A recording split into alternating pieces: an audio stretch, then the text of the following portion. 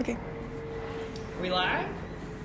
Hi everyone, welcome back to the modified She Built This City workshop lab. Since we are not in a workshop setting, I'm the founder, Demi Knight Clark, my garage.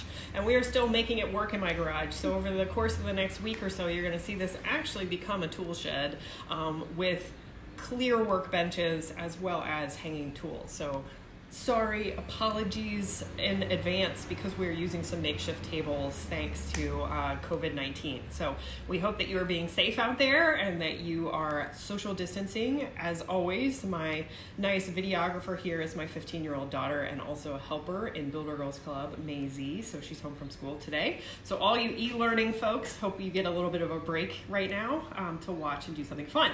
So today, what are we doing?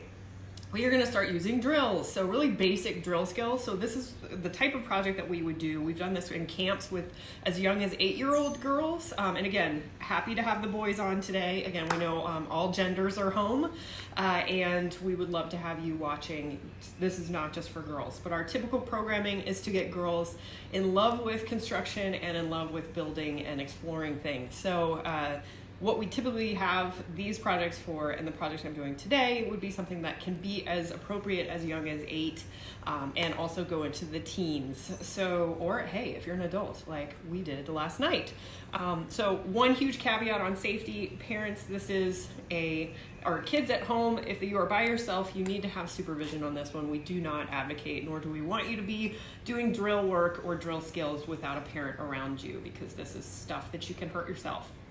And parents, you definitely want to know what you're doing with the drill first before you're supervising children.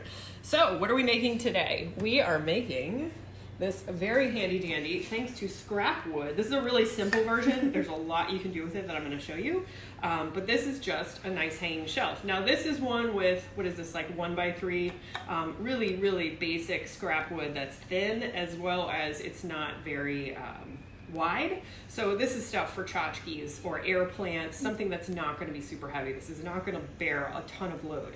But so what we've got is maybe a 50-cent washer. All of my supplies today are either donated wood, scrap wood, that is adaptive reuse, because we always like to reuse what's already in our environment if we can, and supplies from Lowe's, because Lowe's supports us in our endeavors of getting girls involved in construction skills. So thank you to Lowe's for products, but these are really inexpensive things, and you might have them hanging around your house, and you can improvise as well. So we've used a 1-inch washer here. So this is in the bits and screws section of Lowe's, and then hanging nylon rope. I used the 100-foot rope here. This was maybe $6, and we'll end up doing probably 30 projects out of it. So really inexpensive stuff. Scrap wood, spray paint. As always, you can paint these with regular fabric paints or acrylic paints if you want, if you don't go the spray paint route, because we know that can be challenging as well if you don't have a big ventilated space.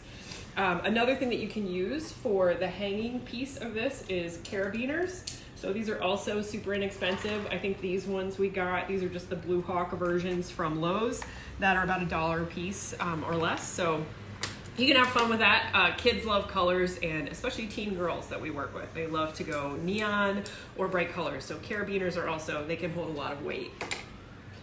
So that's our final project. And I want to go over really quickly a little bit of safety. These are rules that I didn't go over yesterday or in our former project because we didn't really need it. When we get into drill and woodworking skills, we always want to have glasses and goggles. These are super basic 3M ones from Lowe's that are all like $3-4 a piece. You can get them more sophisticated or cool, as some of our girls like to say. This is not as cool, but these keep your eyes from getting sawdust and or random splinters that are coming up from some of your projects. So always want you to use your safety. We call this personal protective equipment, or PPE, if you ever hear people talking about that. Definitely need that. And then here is drill 101. So I just want everyone to know, this is what I go over with girls first. Again, I keep saying girls because our normal programming is with girls. So this is a power driver. This is not a drill. This is a drill. And right now it's got a pretty mega bit in it.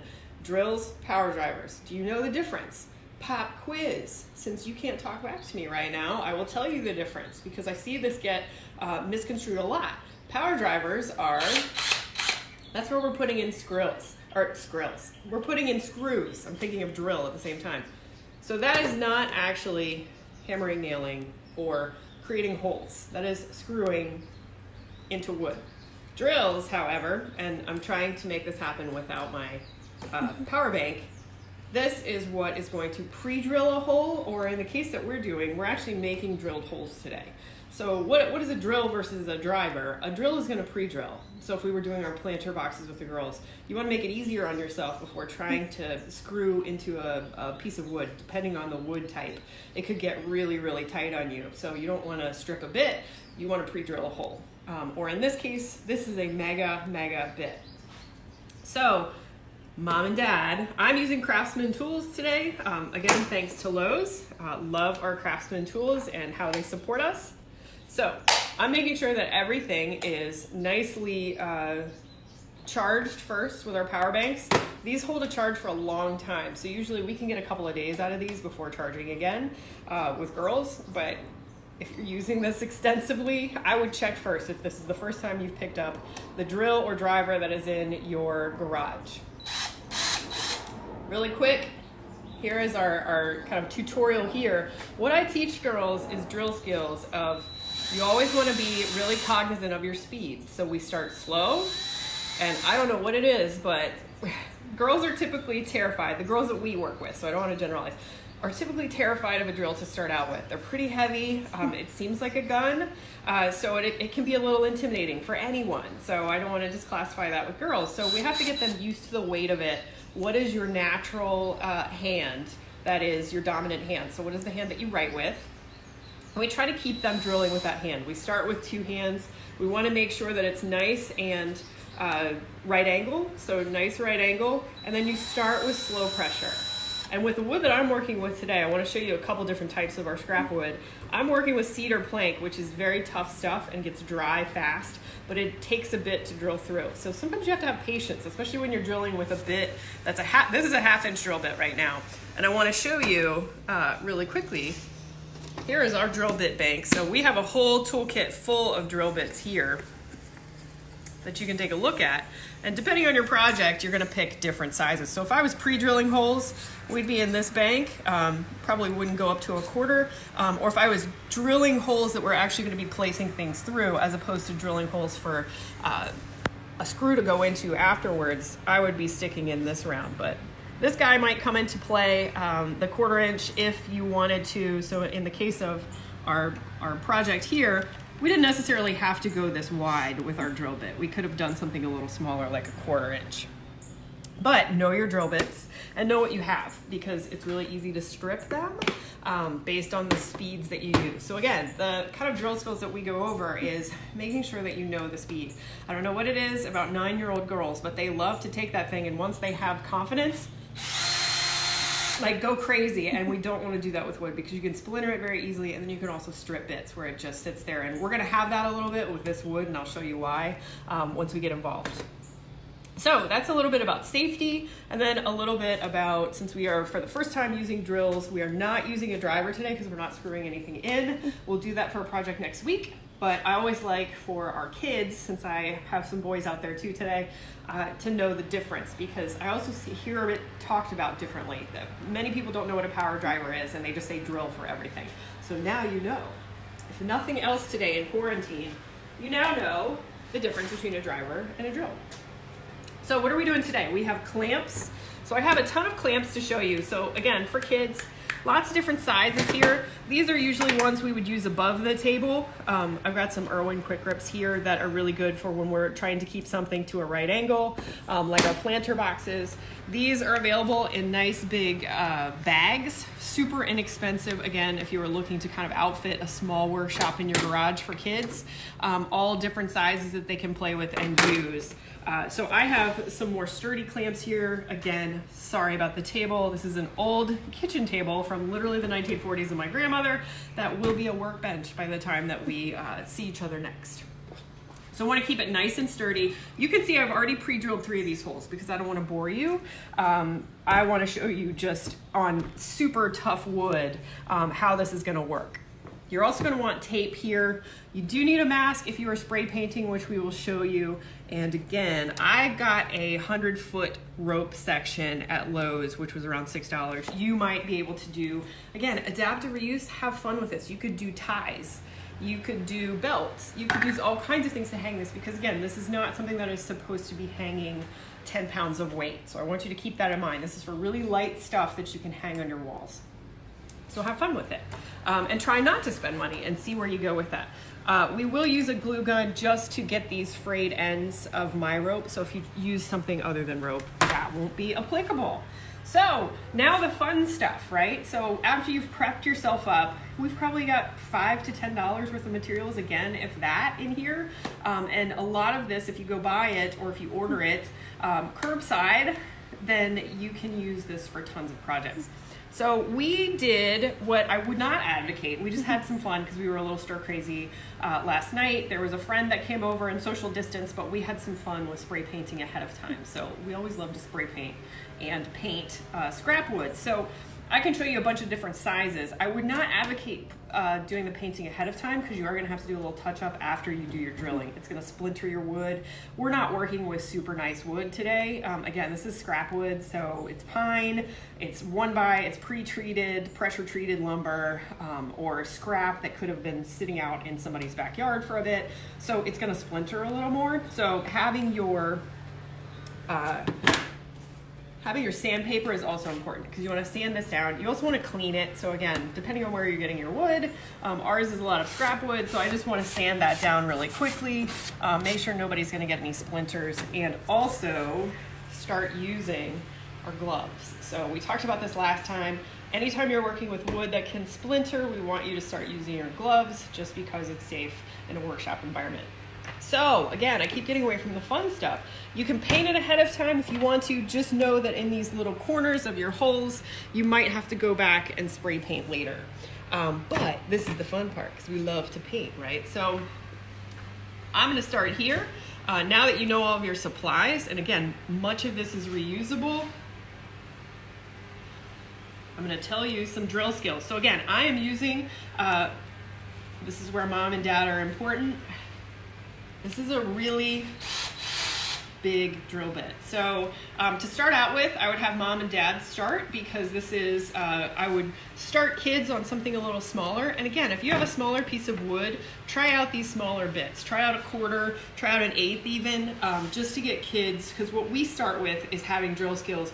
We just want them to drill. We want them to hammer and drill when we get into that and get comfortable with that so that they can take on projects that are a little bigger, take a little more of your kinetic energy to make this happen. But really, if you're looking to get kids introduced to drills and not terrified, P.S., if they've never held a drill in their hand, it's going to be a little bit intimidating to start with. But once you give them that light bulb, I'm telling you, it is amazing to watch the light bulb where it's, give me another one. It's very empowering once they really get confident with it. So I would let them play with it. And again, supervised. We don't want them playing with it and running around the garage. We want you to talk it out with them. And if you need any kind of talking points for us, we are always happy to help you. Basic drill skills, again, you're always going to have the settings that just like lefty, loosey, righty, tighty, as we teach the kids, it's the same thing that applies with the drill. So right now, I always have them test out their drill if they've turned on their drill or they've inserted their power bank, which makes it go on. Depending on the drill style and brand, what am I doing? I'm going lefty, loosey, so I'm actually coming out, or I'm unscrewing something, or I will be coming out of a piece of wood. And then I change my setting to forward, and now I'm forward. So before you do any drilling project, make sure they're testing out and seeing, oh, here we go. Ready to go. I have already pre-marked this, so I made the measurements. I made the judgment call to literally take it a 1/2 inch and 2 inches in, just because this is a super long piece of wood. I did not pre-cut it with a saw. I just said, hey, let's go with it. Doesn't even matter how long it is. It's pre-cut. I can sand it down and use it for a quick project. So, you know, we could make this exact if you have something that is a specific length in your room that you want your shelf for. But again, we're playing around with wood today, so it's less important for me to do that. But again, I like to pre-sand just so you don't have anything that is going to splinter on you. But as you can see, this wood, just because this is cedar, it's been sitting around for a while, it's not the best shape, it's gonna splinter on you somewhat. So, of note to this, you're gonna watch me, it is going to jump the bit and try to strip itself a little bit. I'm getting told by my videographer that I'm not using something. What am I not using? Glasses. Oh, my glasses. See, no, she's been in camp with me before, so she is correct. I am going to have my glasses on first. I'm talking like a crazy person. So this is going, because we are dealing with tough wood and I'm dealing with the thickest bit you could have without going to a different tool, then we are going to have some issues going through this. It's gonna take me a little longer to get through this. So stick with me, but I wanna go over speed really quickly. So again, you wanna be at that right angle. I know that I'm going forward. I've already marked where I wanna go. And here, if you see the difference, this being as thin as it was, we opted to just do one hole, only being whatever 3 inches wide. This is a little thicker piece of wood. This one here, just I wanted to show you for picture purposes in terms of somebody got creative last night, one of Maisie's friends. I only did one hole and then I realized, wow, this is a pretty heavy, thick piece of cedar that I'm working with. So we're gonna go back and we're gonna put 3 holes in, and I'll show you how to make this into your actual hanging shelf in just a bit. So bear with me because this is going to take us a little bit longer just based on what we're working with. But so I line it up and I start with my pressure, right angle. And again, remember I'm clamped down, so I'm nice and solid here. I'm gonna start with low pressure. And this is where kids can really play with exactly the speed and tempo. So right now you can judge, and I can tell you, I can feel it with the wood, that I'm not gonna go any faster than this.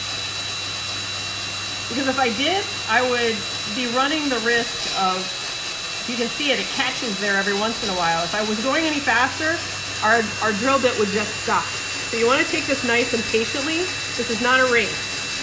So anytime we drill, the kids always start out and they wanna go to the highest setting. So we have to tell them to be patient, the project's gonna finish, and you want it to be nice and clean. So you can see on this one, we've got a lot of sawdust coming out because we're making a really big hole. So here, I want to try to clean out my sawdust when I can. And I'm probably being a little conservative in my speed. I could go a little faster than this, but because I am using such a big drill bit, I want to be super conservative for y'all out there watching along. And like I said, this is all going to depend on what type of wood you're using, how old it is, how long it's been sitting around. The condition and shape is everything. And as you get closer to the bottom here, it's gonna naturally stop my bit because technically I could be turning this over, being such a thick piece of wood, to finish off my hole. I'm not gonna do that with you all today, so I'll talk you through it once I get there. And the farther down you get, you can see it's trying to pull my bit.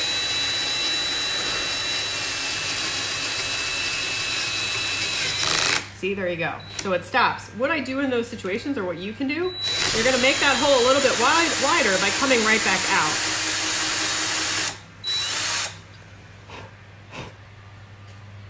And then you go back in.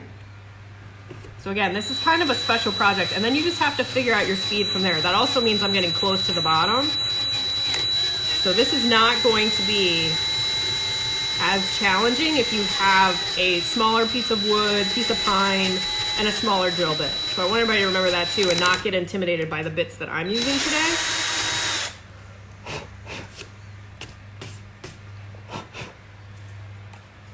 I'm almost done with this guy. And as you can see, there we go, right through. So as you get to that bottom, you can see right through. It's fairly clean. Not my finest hour, but it's clean enough with a kind of rough piece of wood that we're working with. So again, take your sandpaper. I'm gonna catch your rough edges. And this is why I say I like to do this first as opposed to painting, so that you don't have this beautiful masterpiece of painted wood that then you're gonna have to go and sand over later. So again, kids should have fun. So if they wanna paint first, let them paint first. It's not a big deal, right? Mom, it's not gonna hurt anyone. Especially if you're using scrap wood, this should be fun. I cannot say enough, the more wins that girls and boys can have at a young age with this, the more they're gonna want to explore more in construction. So this is where we don't correct a lot. We do correct on skills, but we certainly don't correct on what they choose to do with their wood. So we want them to explore and play and have a really good time while they're doing this, because then they're gonna come back to you and say, hey, I wanna go build a pegboard shelf for my room, or I wanna do something else, Mom, Dad. That's a bigger project that you can help them with. And this is a great opportunity to learn together. So there's lots of different events once we are safe to go back and do events in stores, etc., especially at Lowe's where they have kids events that can explore this further. And as always, if you're in the Charlotte area, you can come to one of our camps or exploration after schools or Builder Girls clubs. That was my PSA. Okay, so to get to this is next level. We're not gonna paint today. I'm just gonna show you how I'm gonna do this really quickly with the carabiner that I have. So this one has two. When you go to actually string this up, and this is super long. I think I did this like 64 inches. That's what scissors are for. So scissors are a beautiful friend. So you're just gonna take that through, just like anything else that you're doing a rope tie with. Really simple, right? Make sure if you are using, see, I'm getting caught on the carabiner. Make sure if you're using something like a carabiner that you are not getting caught like I did. So that should be a little safer to do. See that? Boom, and you're done with that, and then you can clip it anywhere you want. Again, this is a pretty big piece of wood for me to be using a carabiner. And it is and isn't important that I'm exactly at the bottom of this. I'm gonna do the same thing since I am doing 2 sets of rope here to make it a super sturdy shelf. And why I do like carabiners, I will say, these things can take some serious load. I'm also a mountain climber, and we use these for just about everything. This can be extremely load bearing. So I'm not going to tell you how much, because then someone's going to contact me and say they tried to hang their adult spouse from it, you know, so that they could have fun or, you know, do something silly, and it didn't work. So we don't want that to happen either. But this can take on some pretty good load. All right, so what I did here, I went ahead and strung it up. Now, here's the deal. If you were going to use rope like this, which is really super sturdy nylon rope, you want to make sure you tape up those ends. So if you can see this is how it came, you know, so clearly the manufacturer went ahead and did the clear tape. I just used what I had around. So you could use electrical tape, you could use something smaller width than this, clearly. This is just what I had laying around. And then you can go and use your glue gun afterwards and just make sure that you seal those up. So what have I got going on here? I'm gonna use my 2 front and tie these up first. And again, picture this is painted. But right now, actually, let me show you paint before we do this last step for this big shelf. This is where you have fun. So again, I have painter's tape over here. This was some of the fun that the kids were having last night. We've gone ahead, there's an ombre that one of the girls did with the rose gold that we did in another project, plus some fluorescent pink. These are all like $3 cans of spray paint. Again, I get mine from Lowe's. You can find them, maybe you have a bunch in your garage. So have fun with spray paint. Drop cloth, this is our garage, and it's a pretty ventilated area. You can always take it in your backyard as well if you have a big backyard. Just be careful of wind, and if you have friends and neighbors on either side of you who are close to your house, because that will be the last thing I want to get feedback on, is how you spray painted your friend's house. So I've used painter's tape here. You could also use masking tape. Again, you're not painting a room here, so is it super important to use painter's tape? It's always nice, just because it's going to come off cleanly, but if you have masking tape laying around, go for it. So I'm going to use one of our, this is Krylon Color Max. It's paint and primer together, which is a little more heavy duty. And I'm just going to take that. Again, spray painting 101. We're not going to just sit there and hold our spray paint can. So if you were with us the other day, we went over this. Very important with kids. Kids want to use this liberally. So spray painting the world. You want to go in stripes, right? And especially since I've got it in painter's tape. You want to keep it a safe distance so that it doesn't pool. And then also, so, I mean, we're not hanging this, so we're not doing this, but you really don't want it to drip. So the pooling is what creates the dripping. Get that on the side. And I would go through that and do another coat. I would let that dry and then take, say I want to do my fluorescent pink, I would do that probably in 20 minutes. This stuff dries really fast, and come back and do a second coat. But that would be after I'm drilling my holes. So have fun with the paint part. But that is after drilling holes. So Maisie gets to spray paint this when we're all done. Not on camera, because then you'd be bored. So back to this, and then we can finish this up. Because all in, I've talked a lot, let's just face it, this does not have to take this long. So once you're out there in a garage workshop or out in the open getting some fresh air like they're telling us to get right now, this should not take you very long. And P.S. what's not important is to get super exact on your lengths, because thanks to this lovely carabiner and or washer or whatever, you can adjust that when you're done. So that's what I love about this, is that you don't have to be super exact. Workshops, yes, we get into measuring, we get into some exact things. I love the projects where you can just kind of play it by ear. So I'm being a little more methodical here than I have to be, but this is really easy, y'all. You are just going to make a loop. Now, double knotting versus single knotting, that's going to depend on the size of your hole. Right now, just for purposes of not boring you with making knots happen, I am going to just single knot this for right now. I will probably go back on this one, being the weight that it is. It's a little heavier, it's a little longer. I need that to be a little more secure in terms of double knotting. But for today, let's just use it in single knot. Use your own judgment based on the size of your project. Oh, and P.S., you see those nails? Oh, they're goodness gracious. I cannot wait until we can go back to nail salons. But welcome to workshops, right?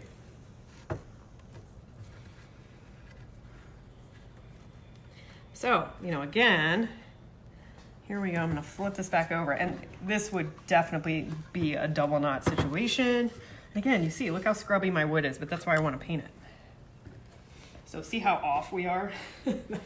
That's why we just adjust, right?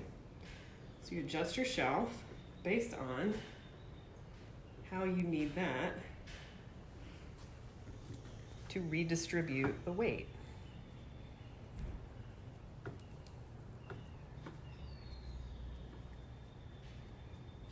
So that's close enough for now. I'm gonna take some time to play with that, but you can get the general idea. Like, all in, this took maybe 15 minutes without me yapping with instruction on safety and all kinds of other stuff. This is really simple stuff. We're not getting into crazy stuff the next couple of weeks, because again, remember, we want to introduce people of any age into construction trades, as well as into just exploring and building things with your hands and getting outside and adaptive reuse and getting creative with paint. So we're doing really basic stuff that you can still be proud of and say, look, I did this, and go hang it on the wall. So again, whether you're doing something smaller or you're doing something a little more extensive with our shelf here, have fun with it. You can't go wrong with this. Just stay safe, measure it out, and use the materials that you have around you, especially in a time like right now where many of us are not leaving our homes. So have fun.